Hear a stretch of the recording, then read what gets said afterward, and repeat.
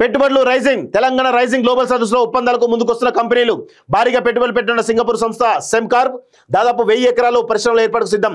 Hindustan Unilever company కొత్తగా ప్లాంట్ల ఏర్పాటు పెట్టుబడులకు ఆసక్తి చూపుతున్న దేశ విదేశీ సంస్థలంటూ చూస్తున్నాం. సో ఇక్కడ నా విషయం ఏంటంటే నేను చెప్తున్న విషయం ఏంటంటే ఇన్ని సంస్థలు వస్తున్నాయి. కేసీఆర్ హయాంలో కేటీఆర్ పోయి 100,000 కంపెనీలు తీసుకొచ్చేసింది కదా. రేవంత్ రెడ్డి కూడా గత 2 సంవత్సరాల నుంచి 100,000 కంపెనీలు తీసుకొస్తున్నాడు కదా.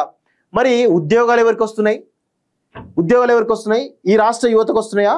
తెలంగాణ యువతకి ఏమైనా ఉద్యోగాలు వస్తున్నాయా? ప్రభుత్వమే ల్యాండ్ ఇస్తుంది సబ్సిడీలో, ప్రభుత్వమే విద్యుత్ ఇస్తుంది సబ్సిడీలో, ప్రభుత్వమే అన్ని రకాల సౌకర్యాలు కల్పిస్తుంది సబ్సిడీలో. మరి ఆ సబ్సిడీ ఇచ్చినందుకు ఈ రాష్ట్ర యువతకు ఉద్యోగాలు ఇవ్వాలి కదా. ఒకసారి అన్ని కంపెనీలల్లా లెక్కలు తీయండి. ఏ యువతకు దానివల్ల ఏం లాభం? మీరు ఇన్ని సబ్సిడీస్ ఇన్ని వేల కోట్ల రూపాయల విలువైన భూములు ఇస్తున్నారు కదా. మరి ఇక్కడ ఉన్నటువంటి యువతకు ఉద్యోగాలు వస్తున్నాయా? మీరు ఏమన్నట్టేమో ఈ కంపెనీ ద్వారా 2,000 ఉద్యోగాలు వస్తాయి, ఈ కంపెనీ ద్వారా 10,000 ఉద్యోగాలు వస్తాయి, ఈ కంపెనీ ద్వారా 5,000 ఉద్యోగాలు వస్తాయి. ఆ ఉద్యోగాలు ఎవరికి ఇస్తున్నారు? తెలంగాణ యువతకి ఇస్తున్నారా? ఒకసారి లెక్కలు తీయండి చూద్దాం.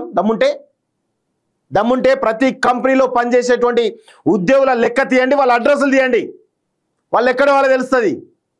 ఆధార్ కార్డులు ఆ పాన్ కార్డులు అన్నీ తీస్తే వాళ్ళ యొక్క కథ అంతా బయటపడుతుంది. ఒక్క ఉద్యోగం కూడా తెలంగాణ రావట్లేదు. ఇవన్నీ వచ్చి ఇన్ని కంపెనీలు వస్తే ఏ లాభం? దేనికి పనికి వస్తాయి?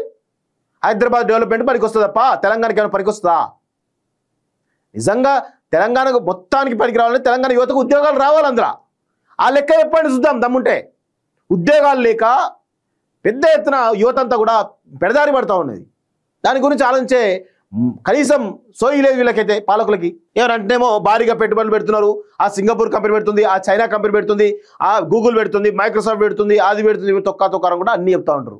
తీరా ప్రయోజనం మాత్రం తెలంగాణకు లేదు.